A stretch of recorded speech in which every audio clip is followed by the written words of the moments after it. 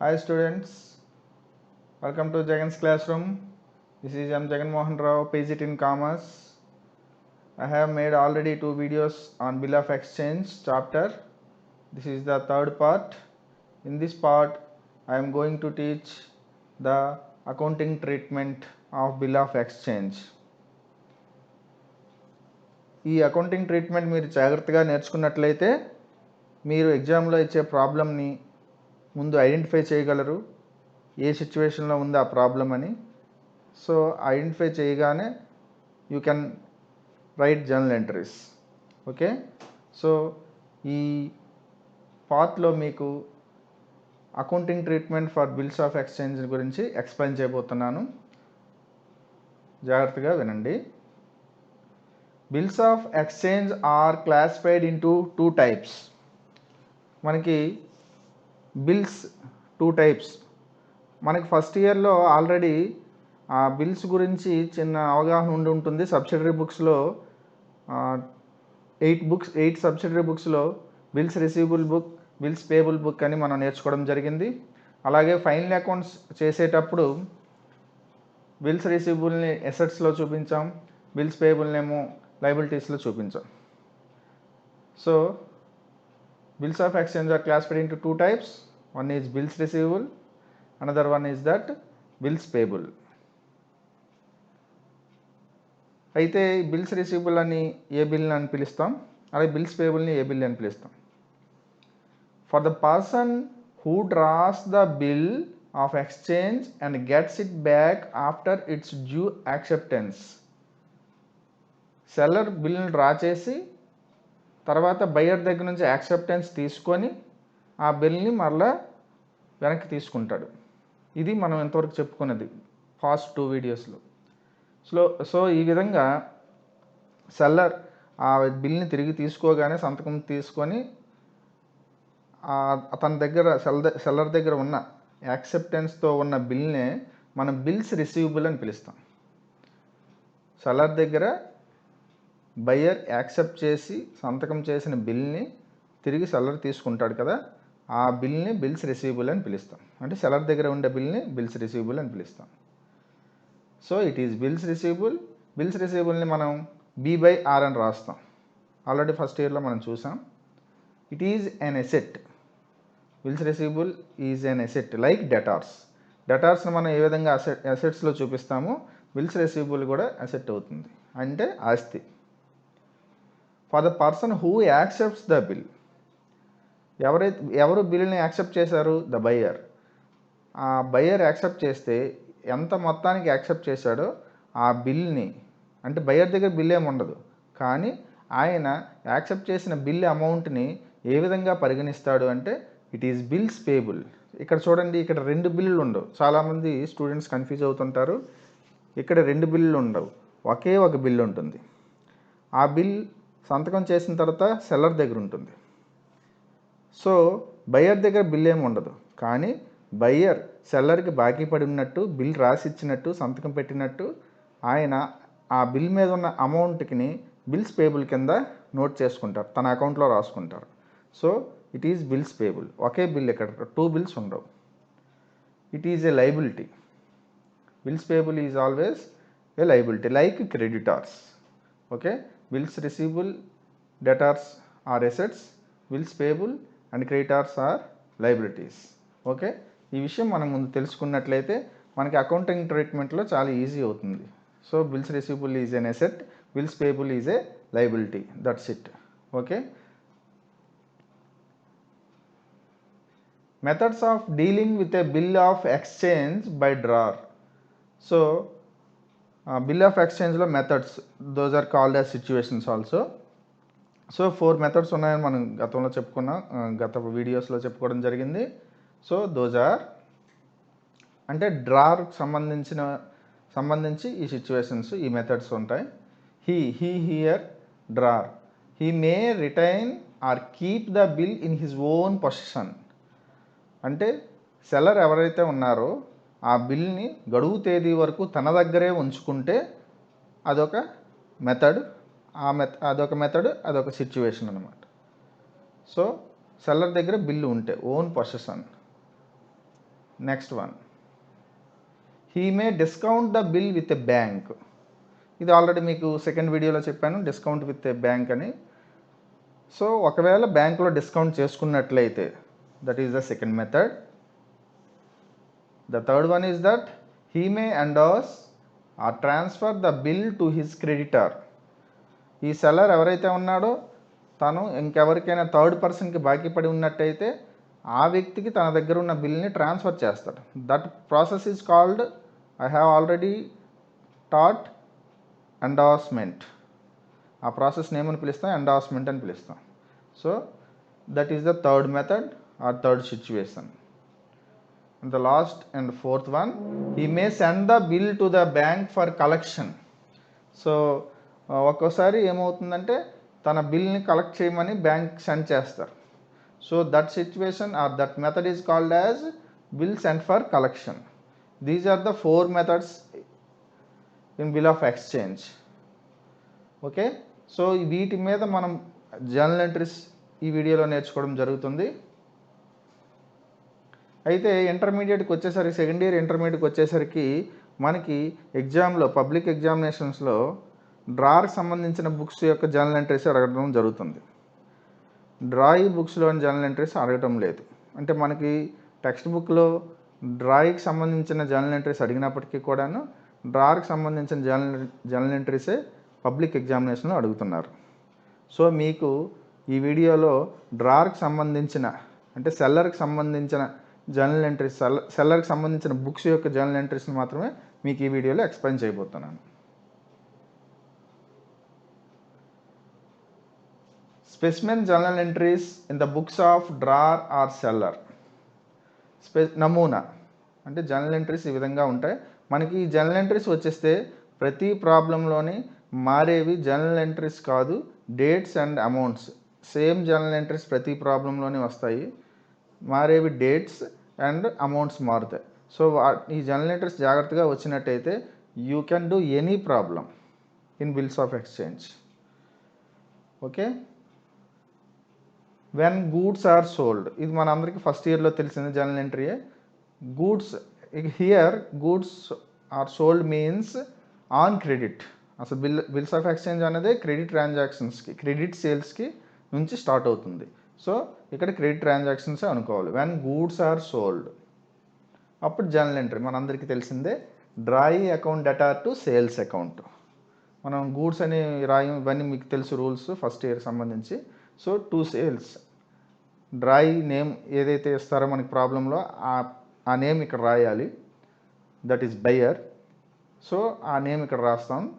To sales account, being goods sold on credit, this is the narration. Okay, డ్రాయి account debtor to sales, this is first year entry. Next one,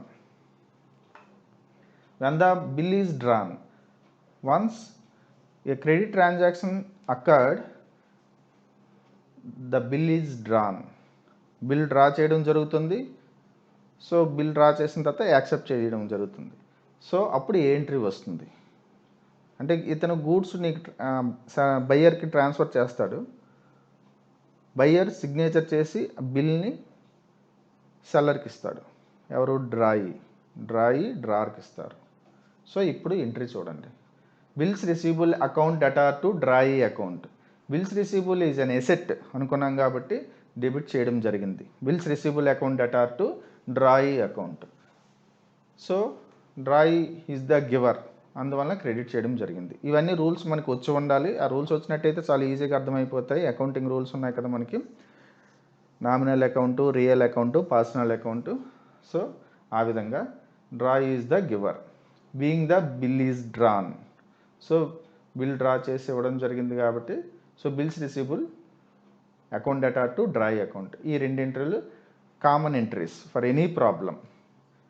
so goods are sold and when the bill is drawn, ఈ రెండు transactions ప్రతి ప్రాబ్లంలోనే ఉంటాయి, common. అంటే any situation, for any situations ఈ రెండు entries ఉండడం జరుగుతుంది. ఓకే, ఇప్పుడు ఫస్ట్ సిచ్యువేషన్ చూద్దాం. First method, when the bill is retained by seller. First method ఏంటంటే సెల్లర్ తన యొక్క బిల్ని తన దగ్గర ఉంచుకోవడం జరుగుతుంది. So that process is called when the bill is retained by seller. Retained means తన దగ్గర ఉంచుకోవడం. ఇక్కడ 2 సిచ్యువేషన్స్ ఎదురవుతాయి. ఫస్ట్ దానిలో one is bill is honoured and another one is bill is dishonoured. ఇవన్నీ కూడా మీకు సెకండ్ వీడియోలో చెప్పడం జరిగింది, what is honoured and what is dishonoured అని. ఆనర్డ్ అంటే గడువు తేదీ నాడు బిల్లు అమౌంట్ సెల్లర్కి వచ్చేస్తే that is called as honoured. గడువు తేదీ నాటికి డ్రాయి ఫెయిల్ అయితే బిల్లు అమౌంట్ చెల్లించడానికి that is called as dishonoured. So ఇప్పుడు బిల్ ఈజ్ ఆనర్డ్కి ఎటువంటి ఎంట్రీ వస్తుందో చూద్దాం. Cash or bank account debtor to bills receivable. So bill honour అయితే అమౌంట్ వచ్చేస్తుంది. అమౌంట్ వచ్చేసింది కాబట్టి మనం క్యాష్ ఆర్ బ్యాంక్ ఏదైనా రాయొచ్చు. And to bills receivable being the bill is honoured. So cash comes in, bills receivable మనం ఇచ్చేస్తున్నాం. ఆ బిల్ని ఏదైతే మన దగ్గర బిల్ ఉందో క్యాష్ రిసీవ్ చేసుకుని ఆ బిల్ని తిరిగి ఇచ్చేస్తున్నాం. సో బిల్ ఆనర్ అయితే ఇది. ఇక్కడితో మనకి ప్రాబ్లంలో ఆ బిల్ ఆనర్ అయ్యిందంటే ఇక్కడితో ఈ 3 ఎంట్రీలు, మొదట ఫస్ట్ స్లైడ్లో ఉన్న 2 ఎంట్రీలు, ఈ స్లైడ్లో ఉన్న ఈ ఎంట్రీ రాస్తే సరిపోతుంది బిల్ ఆనర్ అయ్యింది అంటే. ఇన్ కేస్ బిల్ డిజానర్ అయ్యింది అంటే ఈ బిల్ ఆనర్ అయింది, బిల్ ఈజ్ డిజానర్డ్ అనే ఎంట్రీ మరి రాదు, బిల్ ఈజ్ ఆనర్డ్ అని. సో బిల్ ఈజ్ డిజానర్డ్కి ఎంట్రీ వస్తుంది. హియర్ బిల్ డిజానర్ అయితే డ్రాయి account debtor to bills receivable. So మనకి సెకండ్ ఎంట్రీ ఏదైతే ఉందో here bills receivable account debtor to drawee account, ఈ అకౌంట్ రివర్స్ అయిపోతుంది డిజానర్ అయితే.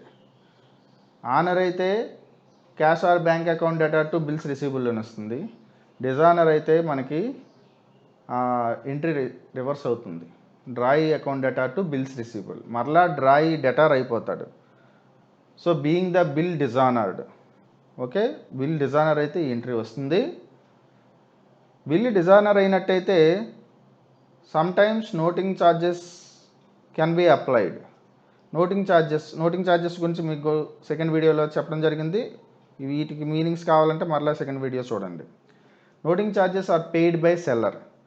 నోటింగ్ ఛార్జెస్ని సెల్లరే ముందు పే చేస్తారు కాబట్టి అవి కూడా బయ్యర్ దగ్గర నుండి వసూలు చేసుకుంటాడు డ్రాయి దగ్గర నుండి. సో అప్పుడు entry drawee account debtor to cash or bank account being the noting charges paid. Okay, this is the C entry. Bill dishonour అయితేనే ఈ నోటింగ్ ఛార్జెస్ ఎంట్రీ ఉంటుంది. నోటింగ్ ఛార్జెస్ పెయిడ్ అని మనకి ప్రాబ్లంలో ఇస్తేనే ఈ ఎంట్రీ కూడా ఉంటుంది. ఇవన్నీ ప్రాబ్లంలో ఇచ్చే సిచ్యువేషన్స్ బట్టి మనం ఎంట్రీ రాయడం జరుగుతుంది. సో బిల్ ఆనర్ అయితే ఈ ఎంట్రీతో ఆగిపోతుంది, బిల్ డిజానర్ అయితే ఈ ఎంట్రీతో ఆగిపోతుంది. బిల్ డిజానర్ అయ్యి నోటింగ్ ఛార్జెస్ పే చేశారు అంటే ఈ ఎంట్రీ కూడా మనం రాసుకోవాలి. ఓకే, మనం ప్రతి ప్రాబ్లంలో ప్రతి సిచ్యువేషన్కి ఎంట్రీలు common, only amounts and dates మారుతాయి. మనం ఒక్కోసారి bill is dishonour, noting charges paid ఈ రెండింటికి కలిపి సింగిల్ ఎంట్రీలో మనం ఒక ఎంట్రీ రాసినా మనకి మార్క్స్ ఇవ్వడం జరుగుతుంది. ఈ 2 ఎంట్రీలు మనం చూసినట్టయితే రెండింటికి డెబిట్ లైన్లో డ్రాయింగ్ డెబిట్ చేసాం. 2 ఎంట్రీలు మనం చూసినట్టయితే B and C. So B and సిని కలిపి మల్టిపుల్ జర్నల్ ఎంట్రీలో చెప్పొచ్చు. అంటే ఒకే ఎంట్రీలో 2 ఎంట్రీలను కలిపి చూపించవచ్చు. ఎందువల్ల అంటే డెబిట్ లైన్లో ఒకే వ్యక్తి ఉన్నాడు కాబట్టి. That is డ్రాయి account debtor to bills receivable to cash or bank account. చూడండి, టు బిల్స్ రిసీవబుల్ అకౌంట్ ఇక్కడ క్రెడిట్ ఉన్నది, ఇక్కడ రాసాం to cash or bank. So ఈ 2 అమౌంట్లు మనం యాడ్ చేసి ఈ డెబిట్ లైన్లో చూపిస్తాం. మీకు ప్రాబ్లమ్స్ చేసేటప్పుడు ఇంకా బాగా అర్థమవుతుంది. ఒకే ఎంట్రీ మల్టిపుల్ ఎంట్రీలో మనం చూపించాలన్నా అంటే ఈ 2 ఎంట్రీలు రాస్తే ఎంత కరెక్టో దానికి బదులుగా instead of these 2 entries you can write this 1 entry. దీనికి నెరేషన్ ఎలా రాస్తామంటే being the bill dishonoured and the noting charges paid అని ఎంట్రీ కలిపి రాస్తే దే కెన్ గివ్ మార్క్స్ అనమాట. ఓకే, ఇది first situation. The situation is when the bill is retained by seller. ఇప్పుడు second సిచ్యువేషన్కి వెళ్దాం. Second method when the bill is discounted with a బ్యాంక్లో discount చేశారు బిల్. ఇది సెకండ్ సిచ్యువేషన్. డిస్కౌంట్ మీన్స్ చెప్పడం కూడా మీకు జరిగింది సెకండ్ వీడియోలో. అప్పుడు ఎంట్రీ ఏమొస్తుందంటే bank account debtor to discount account. Bank amount ఎంతైతే మనకి బ్యాంక్ ఇస్తుందో ఆ అమౌంట్ ఎక్కడ వేస్తాం, డిస్కౌంట్ అమౌంట్ మనకి అంటే ఎంత తగ్గించారో అమౌంట్ ఆ అమౌంట్ ఇక్కడ వేస్తాం. బిల్స్ రిసీవబుల్ యాక్చువల్ వాల్యూ ఇక్కడ చూపించడం జరుగుతుంది. సో ఇది ఎంట్రీ అనమాట. ఓకే, మరొకసారి బ్యాంక్ మనకి ఇచ్చే అమౌంట్ అంటే సపోజ్ 10,000కి 9,500 ఇచ్చారనుకోండి, ఈ బ్యాంక్ దగ్గర ఆ అమౌంట్ చూపిస్తాం. డిస్కౌంట్ 500 డిస్కౌంట్ రూపంలో చూపిస్తాం. బిల్స్ రిసీవబుల్ వాల్యూ ఎంత 10,000. సో ఈ విధంగా ఇది మల్టిపుల్ ఎంట్రీ వస్తుంది బ్యాంకులో డిస్కౌంట్ చేసేటప్పుడు. ఇప్పుడు బ్యాంకులో డిస్కౌంట్ అయిన తర్వాత గడువు తేదీ నాడు ఇక్కడ మనకి 2 సిచ్యువేషన్స్ మరలా వస్తాయి. Bill is honoured and bill is dishonoured. రెండిట్లో ఏదో ఒకటే వస్తుంది. సో బిల్లు ఆనర్ అయితే ఏంటి వస్తుంది ఎంట్రీ, అలాగే బిల్లు డిజానర్ అయితే ఏమొస్తుంది చూద్దాం. బిల్లు ఆనర్ అయితే అక్కడితో ప్రాబ్లం ఆగిపోతుంది. బిల్లు డిజానర్ అయితే మాత్రం మరలా ఎంట్రీస్ కొనసాగుతాయి. సో బిల్ ఆనర్ అయితే మన దగ్గర ప్రస్తుతానికి బిల్ లేదు కాబట్టి నో ఎంట్రీ రాయనవసరం లేదు. ఇలా కూడా మనం మీకు చెప్పడం కోసం ఇక్కడ నో ఎంట్రీ రాశాను. అంటే ఎంట్రీ రాయనవసరం లేదు మనం బిల్ ఆనర్ అయితే. ఎందువల్ల అంటే మన దగ్గర మరి బిల్లు లేదు, మనం ఆల్రెడీ బ్యాంక్లో డిస్కౌంట్ చేసేసాం. సో బ్యాంక్ వాడు రాసుకుంటాడు ఎంట్రీ, మనకు సంబంధం లేదు. అందువల్ల బిల్ ఈజ్ ఆనర్డ్ అయితే మాత్రం ఎంట్రీ రాయనవసరం లేదు ప్రాబ్లంలో. బిల్ డిజానర్ అయితే మరలా బ్యాంక్ వాడు తిరిగి మనం బ్యాంక్ వాడికి బాకీ పడిపోతాం. అందువలన మనం బ్యాంక్ వాడికి సమాధానం చెప్పుకోవాలి. సో బిల్ డిజానర్ అయితే మరలా ఎంట్రీ రాయడం జరుగుతుంది. Here డ్రాయి account debtor to bank account. Bill dishonour అయితే మరలా డ్రాయిని డెబిట్ చేస్తాం టు బ్యాంక్ అకౌంట్ అని రాస్తాం. ఓకే, ఒక్కోసారి బిల్లు డిజానర్ అయిన తర్వాత ఏం జరుగుతుంది, sometimes noting charges, lawyer చేత నోటీస్ పంపిస్తాం కాబట్టి నోటింగ్ ఛార్జెస్ పే చేస్తాం. నోటింగ్ ఛార్జెస్ కూడా బ్యాంక్ పే చేస్తుంది. So noting charges are paid by bank. So noting charges bank pay చేస్తుంది కాబట్టి అప్పుడు ఎంట్రీ ఏమొస్తుంది, సేమ్ ఎంట్రీ చూడండి, drawee account debtor to bank account, same entry. కాకపోతే ఈ ఎంట్రీ ఏమో బిల్స్ రిసీవబుల్ అమౌంట్ వస్తుంది ఈ ఎంట్రీలోని, ఇక్కడేమో నోటింగ్ ఛార్జెస్ అమౌంట్ వస్తుంది. Being the noting charges paid by the bank. Okay, ఇలాంటప్పుడు కూడా మనం ఈ 2 ఎంట్రీస్ని కలిపి మల్టిపుల్ ఎంట్రీ రాయొచ్చు. కాకపోతే ఇక్కడ మల్టిపుల్ ఎంట్రీ రాదు, మల్టిపుల్ అమౌంట్స్ వస్తాయి. సో ఈ 2 ఎంట్రీలు చూడండి ఒకసారి మీరు పరిశీలించినట్లయితే 2 ఎంట్రీలో కూడా డెబిట్ లైన్లో డ్రాయి ఉంది, 2 ఎంట్రీస్లో కూడా క్రెడిట్ లైన్లో బ్యాంక్ ఉంది. సో సేమ్ ఎంట్రీ మనం రాసి అమౌంట్స్ మాత్రం ఎడిషన్ చేసి చూపించవచ్చు. సపోజ్ ఇక్కడ బిల్స్ రిసీవబుల్ 10,000 ఉందనుకోండి, ఇక్కడ నోటింగ్ ఛార్జెస్ 100 రూపీస్ ఉందనుకోండి, 10,100 అమౌంట్తో మల్టిపుల్ ఎంట్రీ రాసివచ్చు. మల్టిపుల్ ఎంట్రీ కాదు, సింగిల్ ఎంట్రీ రాయొచ్చు. So drawee account 10,100, bank account 10,100. అంటే ఇక్కడ విడివిడిగా 10,100కి ఇక్కడ 10,000 ఇక్కడ 100, ఈ రెండింటికి విడివిడిగా మనం ఎంట్రీస్ చూపించడం జరిగింది. కానీ ఈ అమౌంట్స్ని రెండింటిని ఎడిషన్ చేసి B+C అమౌంట్స్ అంటే B యొక్క అమౌంట్ C యొక్క అమౌంట్ రెండింటిని ఎడిషన్ చేసి మనం 10,100 ఎంత అమౌంట్ ఉంటే అంత, సో రెండింటిని మనం కలిపివేసి ఇక్కడ డ్రాయిలో డెబిట్ లైన్లోని క్రెడిట్ లైన్ని చూపించవచ్చు. Being the bill dishonoured and noting charges paid by the bank. అంటే రెండింటికి 2 సిచ్యువేషన్స్కి 2 ట్రాన్సాక్షన్స్కి ఒకే ఎంట్రీ రూపంలో రాస్తాం. అమౌంట్స్ మాత్రం 2 ట్రాన్సాక్షన్స్ అమౌంట్ని మనం ఎడిషన్ చేసి చూపించడం జరుగుతుంది. ఓకే, సో B+Cకి ఈ ఎంట్రీ అంటే ఈ 2 రాసినా ఒకటే, ఈ instead of these 2 entries you have to right this one. Okay, next situation, the third situation is that when the bill is endorsed to a creditor. So దాన్ని ఏమని పిలుస్తాం, ఎండార్స్మెంట్. మనం ఈ సెల్లర్ దగ్గర ఉన్న బిల్ని థర్డ్ పర్సన్కి ఇచ్చేస్తాడు తన బాకీ పడి ఉన్నాడని. ఆ ఇచ్చేటప్పుడు ఏ ఎంట్రీ వస్తుంది, ఎండార్సీ. ఇక్కడ మీన్స్ ఎండార్సీ అన్నవాడు రిసీవర్ కాబట్టి డెబిట్ ద రిసీవర్. సో ఎండార్సీకి మనం బిల్స్ రిసీవబుల్ ఇవ్వడం జరుగుతుంది. So endorsee account debtor to bills receivable, మన దగ్గర ఉన్న బిల్ని ఎండార్సీకి ఇచ్చేస్తున్నాం. సో ఎండార్సీ నేమ్ ఏదైతే ప్రాబ్లంలో ఇస్తారో ఆ నేమ్ ఇక్కడ రాయాలి. So endorsee account debtor to bills receivable being the bill endorse to a creditor, our creditor. Okay, so క్రెడిటార్కి మనం ఎండార్స్ చేసాం. ఇక్కడ కూడా మళ్ళీ 2 సిచ్యువేషన్స్ వస్తాయి. One is bill is honoured and another one is bill is dishonoured. So bill honour అయితే ఏమొస్తుంది, bill dishonour అయితే ఏమొస్తుంది. ఇక్కడ కూడా like discounting in the bank with the bank లాగానే ఇక్కడ కూడా బిల్ ఆనర్ అయితే మనకి ఎంట్రీ రాదు. ఎందువల్లంటే ఆల్రెడీ థర్డ్ పర్సన్కి మనం ఓనర్షిప్ రైట్స్ ఇచ్చేసాం బిల్ మీద. సో ఇక్కడ మనకి ఆ బిల్ ఆనర్ అయింది అనుకోండి, వాళ్ళు అమౌంట్ అమౌంట్ అతనికి ఇచ్చేస్తాడు డ్రాయి, అతనేమో ఆయనకి బిల్ ఇచ్చేస్తారు. మనకి మరి సంబంధం లేదు, మనం మర్చిపోతాం ఆనర్ అయితే మాత్రం. కానీ డిజానర్ అయితే మాత్రం మరలా థర్డ్ పర్సన్ మనకి అడుగుతాడు. సో అప్పుడు మరలా ఎంట్రీ వస్తుంది, drawee account debtor to endorsee account being the endorsed bill is dishonoured. So drawee account debtor to endorsee account. Drawee అంటే ఎప్పుడు ఏ సిచ్యువేషన్లో డిజానర్ అయినప్పటికీ డ్రాయిని డెబిట్ చేయాలి, అది గుర్తుపెట్టుకోండి.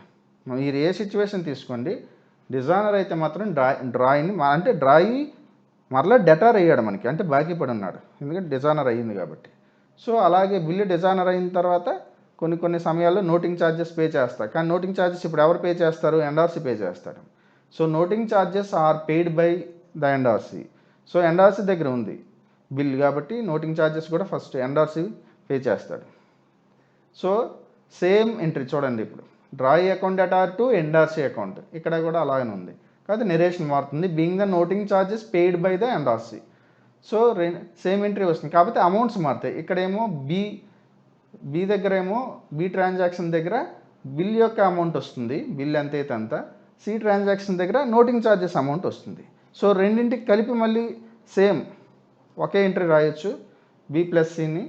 సో బి ప్లస్ సికి ఒకే ఎంట్రీ ఎలా రాస్తాం చూద్దాం.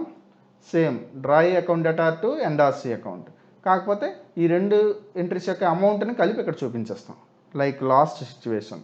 Okay, being the bill dishonoured and noting charges paid by the endorsee. So ఆ రెండు ఎంట్రీస్ యొక్క నెరేషన్ కలిపి మనం ఇక్కడ రాసి చూపించేస్తాం. సో బి ప్లస్ సి తరపున అంటే instead of B plus C ఈ ఎంట్రీ మనం రాయొచ్చు.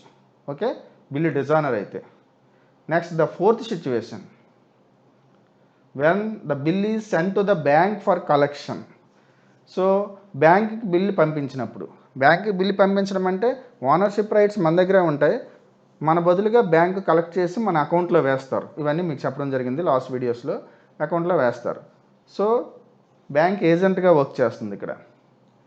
సో ఇక్కడ ఎంట్రీ చూద్దాం, bill sent for collection account debtor to bills receivable account. So బ్యాంక్కి సెండ్ చేసినవన్నీ కూడా ఒక అకౌంట్ క్రియేట్ చేస్తారు సెల్లరు. ఆ account name bill sent for collection or bills sent for collection. Bill sent for, ఇక్కడ bills sent for collection రాసుకున్నా పర్వాలేదు. Debtor to bills receivable account being the bill sent for collection. Okay, this is the entry when bill is sent to the bank for collection అనమాట. అప్పుడు మరలా రెండు situations, bill honour అయితే ఏంటి, bill dishonour అయితే ఏంటి. ఇక్కడ రెండింటికి ఎంట్రీస్ వస్తాయి. ఇంతవరకు మనకి సెకండ్ సిచ్యువేషన్ అయినా డిస్కౌంట్ విత్ బ్యాంక్ అండ్ ఎండార్స్మెంట్లో మనకి ఆనర్ అయితే ఎంట్రీస్ రాలేదు. ఎందువల్లంటే ఆనర్ అయ్యే టైంకి బిల్లు మన దగ్గర లేదు కాబట్టి ఆనర్ అయినప్పుడు మనకి ఎంట్రీస్ రాదు. కానీ ఇక్కడ ఆనర్ అయితే ఎంట్రీ వస్తుంది, ఎందుకంటే బ్యాంకుకి పంపించినా ఆ బిల్ మనదే, బ్యాంక్కి కలెక్ట్ చేయడం పంపించాం, బ్యాంకుకి పూర్తిగా ఇచ్చివేయలేదు మనం. సో అందువల్ల బిల్ ఈజ్ ఆనర్డ్కి ఎంట్రీ వస్తుంది ఇక్కడ. బ్యాంక్ అకౌంట్ డెటార్, ఎందుకంటే మనకి బ్యాంక్ ఖాతాలో అమౌంట్ పడిపోతుంది. So bank account debtor bill sent for collection, అంటే ఇక్కడ డెబిట్ చేసిన బిల్ సెంట్ ఫర్ కలెక్షన్ ఇక్కడ క్రెడిట్ చేస్తాను, రివర్స్ అవుతుంది. Being the bill is honoured. Okay, ఇప్పుడు డిజానర్డ్, చెల్లించలేకపోయాడు అవతల వాడు. డ్రాయి, ఆల్వేస్ డ్రాయి ఎప్పుడు డెబిట్ అవుతాడు డిజానర్ అయినప్పుడు. Drawee account debtor to bill sent for collection. So మనకి ఏ సిచ్యువేషన్లో ఉందో ఆ సిచ్యువేషన్ క్రెడిట్లో రాసేస్తాం అంతే. So bill sent for collection credit చేస్తాం.